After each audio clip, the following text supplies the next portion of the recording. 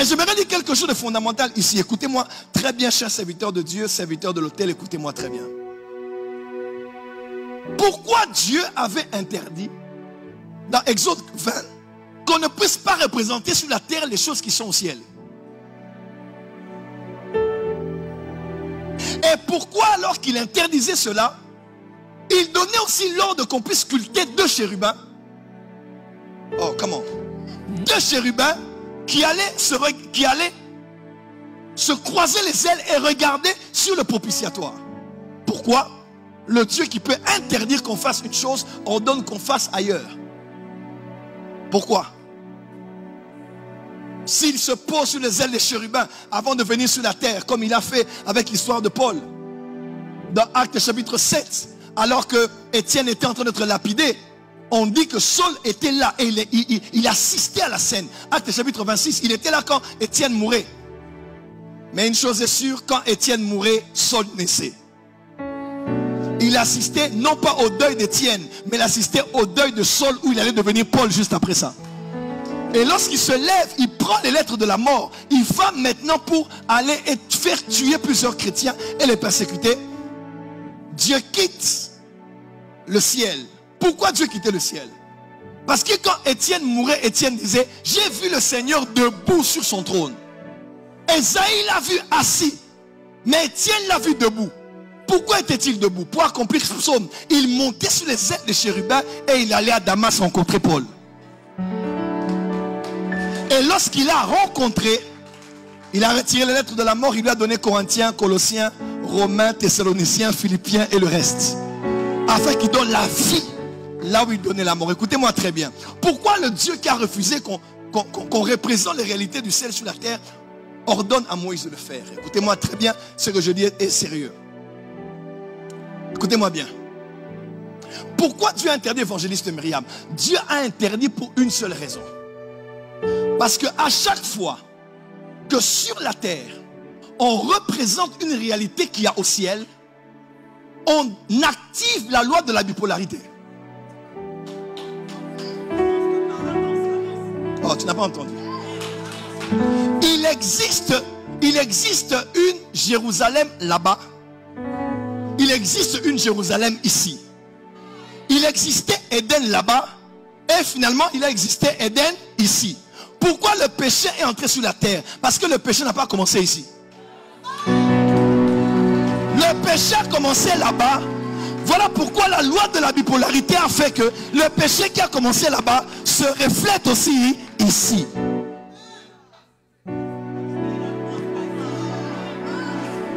Je ne fais que commencer. Est-ce qu'on peut avancer? Alors pourquoi Dieu permet qu'on refuse qu'on représente ma fille? Pourquoi Dieu refuse? Parce que dès qu'on reproduit sur la terre une réalité spirituelle, on active la loi de la bipolarité. Automatiquement, les réalités invisibles, les esprits, les atmosphères autour de cette réalité qu'il y a au ciel viennent sur la terre si on sait activer les codes.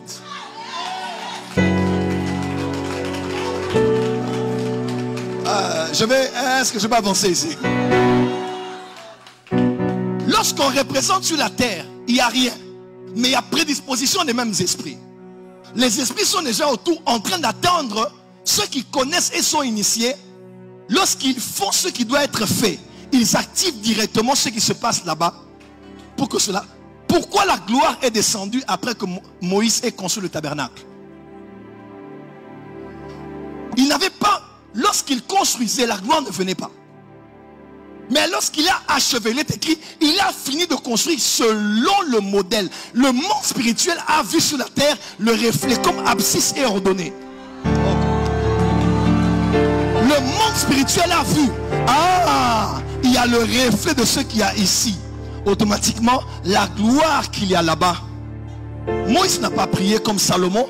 C'est Salomon qui a prié. Le feu et la gloire sont descendus. Moïse n'a pas prié. Il a juste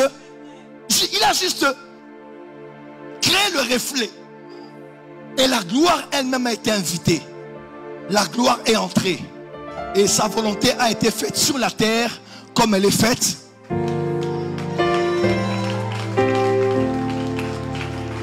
Voilà pourquoi, dans le tabernacle, il y avait des couleurs. Faites attention aux couleurs. Parce qu'au ciel, il y a des couleurs. Ceux qui connaissent la spiritualité savent qu'il y a des couleurs que l'on met dans certaines saisons, dans certains jours de la semaine, dans certaines périodes de l'année. Ça, c'est spiritualité en général. Même nous, les chrétiens, nous savons des fois, tu entends le Saint-Esprit te dire, sois en blanc aujourd'hui. Sois en bleu. Le bleu n'a rien à voir. Mais des fois, il faut que ceux qui sont sur la terre soient en accord avec ceux qui sont au ciel. Je ne dis pas toujours, mais je dis des fois. Sur la poitrine du souverain sacrificateur se trouvait la représentation des 12 tribus d'Israël. Avec 12 pierres précieuses. Faites attention. Pourquoi les 12 pierres précieuses? Parce que Lucifer, même dans l'Éden du ciel, il marchait au milieu des pierres précieuses. Voilà pourquoi sous la terre, le domaine des mines, de la joaillerie et des bijoux, c'est un domaine contrôlé par les esprits. Ceux qui savent, par exemple en Afrique chez nous, tu ne peux pas aller, même si les géologues sont là, même si les satellites ont vu, tant que le chef coutumier n'a pas donné sa bénédiction, vous allez aller creuser la terre. Le diamant ne sortira pas, l'or ne sortira pas, parce que ce sont des réalités qui ne sont pas que terrestres, mais des réalités qui sont célestes. Nous marcherons sur des rues pavées d'or. L'or n'est pas une affaire physique d'abord. L'or n'est pas une affaire de miens. L'or est une affaire spirituelle. L'or recouvre le tabernacle à l'intérieur comme à l'extérieur. Parce que l'or représente la divinité. Chacune réalité de l'esprit se reflète sur la terre. Ceux qui savent et peuvent créer l'atmosphère et activer le principe. J'en parlais à Kinshasa, j'étais avec maman dans l'avion. Je me suis dit que je lui montre ou pas. Parce qu'un jour j'étais dans le monde spirituel. Et un être est venu. Est-ce qu'on sait dire toujours les anges? Ce ne sont pas toujours des anges. Ah oui, là il faut qu'on avance avec l'église. Tous les esprits ne sont pas des anges au ciel. Les anges sont des esprits, précision, envoyés pour exercer un ministère auprès de ceux qui doivent hériter du salut. Les anges sont des esprits, mais tous les esprits ne sont pas des anges. Parmi les esprits, il y a d'autres êtres qui ne sont pas des anges.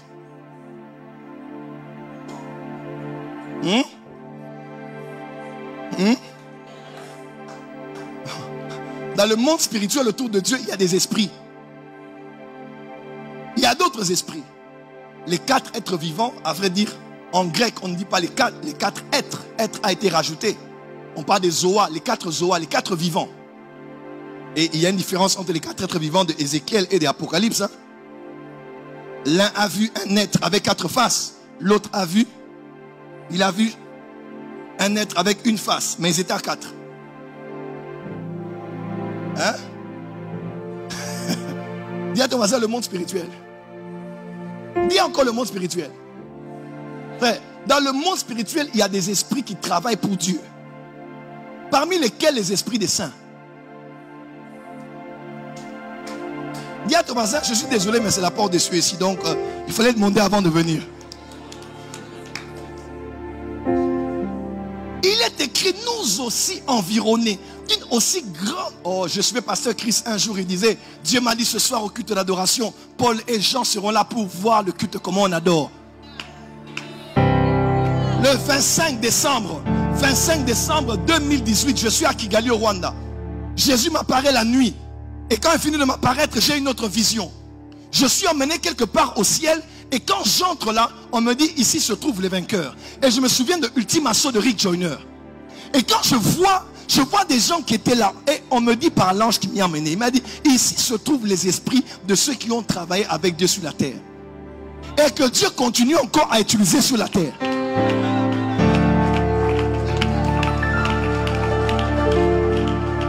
Voilà pourquoi il est possible que Dieu envoie un ange, mais que Dieu envoie aussi l'esprit d'un saint. Il est écrit, nous ne nous sommes pas approchés de Sion, mais de Sinaï, de la montagne du Dieu vivant, par le sang de l'aspersion, les myriades qui forment le cœur des anges, et par les esprits des saints parvenus à la perfection. Il est possible que tu pries, Catherine Koulman vienne te parler. Oh. Il est possible que tu pries, Ida, ça vient te parler. Il est possible que tu pries, Adi Nabala vient te parler. Charles Finet vient te parler. Oh, tu n'as pas dit amen très fort. Dis à ton voisin, n'aie pas peur des morts. Dis à ton voisin, les morts en Christ font partie de l'église. Qui sera enlevé? Quelle est l'entité qui sera enlevée? C'est les... Oh, répondez-moi bien. Qui sera enlevé?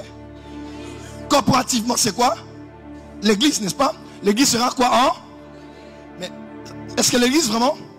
Regardez la composition. On dit premièrement les morts en Christ. Donc l'église n'est pas l'assemblée des vivants seulement. L'église est l'assemblée des vivants et des morts. Prophète, c'est quoi ça? C'est la nécromancie, c'est les esprits de mort. Des fois, il ne faut pas chasser certains morts. C'est Dieu qui envoie l'esprit d'un saint qui a marché avec lui pour te donner un message. Il n'est pas à adorer, il n'est pas à vénérer, il n'est pas à avoir un contact avec lui. Quelqu'un me comprend? Mais Dieu peut envoyer Enoch vers toi. Je peux dire quelque chose ici. Lorsqu'on dit le Dieu des esprits des prophètes, ça veut dire quoi? Le Dieu des esprits des prophètes. L'esprit des prophètes veut dire certaines choses. L'esprit des prophètes veut dire l'impulsion prophétique. L'esprit des prophètes est soumis. Donc moi qui ai l'impulsion prophétique, je peux la soumettre selon ma conscience et ma volonté. De deux, l'esprit des prophètes veut dire aussi l'onction prophétique, dans une certaine mesure. Mais l'esprit des prophètes veut dire aussi l'esprit humain du prophète. Donc là où je suis, mon esprit humain, c'est mon esprit, c'est l'esprit des prophètes. Je n'ai pas un esprit configuré comme les êtres humains normaux. Mon esprit, c'est aussi l'esprit des prophètes. Mais la dernière définition qui fait peur aux religieux, c'est que l'esprit des prophètes, c'est aussi les esprits des prophètes morts.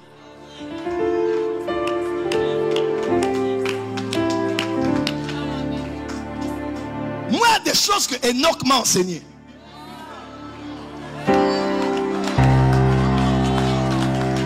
Voilà pourquoi tu n'as pas pris certaines choses. Mais quand tu dors, tu me vois, je viens t'enseigner la nuit. Qui a déjà rêvé de moi là? Vous voyez par exemple ça? Quelqu'un dira, c'est un ange qui a revêtu le visage. C'est pas un ange, c'est mon esprit. Élisée a dit à Géasi, mon esprit n'était pas loin de toi. Quand tu prenais à la basobra qui amazovara.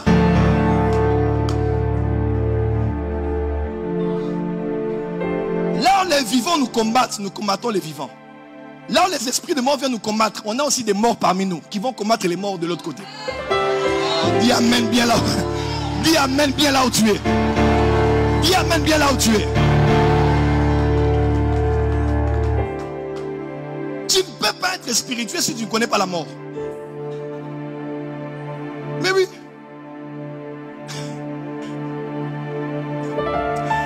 Ah, on est en culte. Dis à ton voisin, cher voisin, deviens spirituel. Tu dors, tu vois ta maman qui était une intercesseuse, elle vient te dire, fais attention à la femme que tu veux épouser. Toi tu vas dire, non, attention, on ne parle pas aux morts. Papa, Dieu a envoyé l'esprit de ta mère pour te dire, n'épouse pas cette femme-là, parce que c'était une sainte.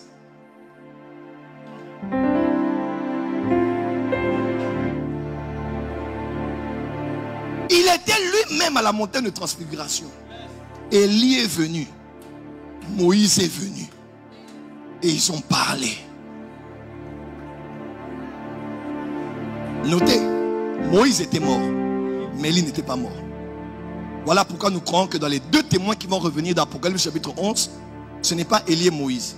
Parce que Élie et Moïse, on peut déduire parce que les signes qu'on présente dans Apocalypse 11, c'est vraiment les signes que Élie a manifestés et Moïse a manifestés. Mais nous croyons que Moïse était déjà mort. Dieu l'avait enterré. Mais il a pris son esprit. Mais il faut quelqu'un d'autre qui n'est pas passé par la mort comme Élie. C'est Enoch.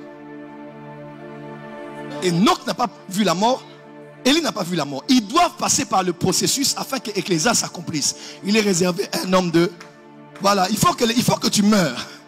Mais eux ne sont pas morts. Ils doivent passer par le processus. Dis à ton voisin.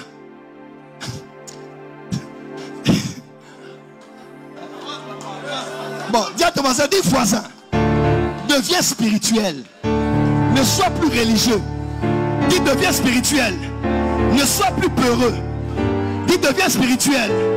Dis deviens spirituel. Un jour en plein culte, j'étais en train de prier avec le prophète Ken. On était à Kigali, en pleine réunion chez l'apôtre Mignonne. Samuel est entré. J'ai dit, oh Samuel, Samuel entrait, il entrait. Il entrait. J'ai dit, Samuel est là. C'était pas un non, c'était Samuel le prophète qui était venu. On devait discuter de comment établir des rois dans le monde. Je déclare ce soir que les rois et les reines reçoivent leur couronne aujourd'hui. Je dis, les rois et les... Ils reçoivent leur couronne aujourd'hui au nom d'eux. Je vais vous asseoir. Alors pourquoi je parlais de ça? Parce que j'ai eu une apparition. Et il est venu, il m'a donné comme ça. C'était de l'or massif. Alors quand j'ai vu ça, j'ai dit, bon, maintenant que je montre, elle va accepter ou pas. Heureusement qu'elle est née dans une famille des fous. Sinon, elle aurait fui le ménage. J'ai dit, je montre parce que c'est de l'or, c'est des insignes. Hein? On était dans l'avion, je dis, Seigneur, elle fera ma valise tout le temps. Je vais cacher ça jusqu'à quand? Je dis, Seigneur, qu'elle voie seulement. Et je lui dis, elle m'a dit, oui, fais voir, c'est cool, c'est cool. Et les blancs sont comme ça. J'ai dit, bon, je montre. Elle a dit, waouh, ça brillait de l'or. Il m'a donné quelque chose en or et un cristal. Parce que c'est comme une mer de cristal devant le trône de l'Éternel. Je me rappelle encore du témoignage du prophète Joshua Miles. Une fois des États-Unis, il est en train de prier en retraite. Un ange vient et lui dit, bon, comme tu es là, tu as trop jeûné, tu es fatigué. J'ai cueilli une feuille de l'arbre de vie et je te donne pour que tu manges et que tu aies un peu d'énergie pour continuer à jeûner. Je décrète et déclare que le surnaturel va devenir naturel. Je dis, le surnaturel va devenir naturel. Je dis, oh non, la masse, c'est la magie. Il y a plus que la magie ici. Il y a plus que la nécromancie ici. Il y a plus que le spiritisme ici. Il y a Jésus-Christ. Christ en qui sont cachés tous les trésors de la science et de la sagesse divine.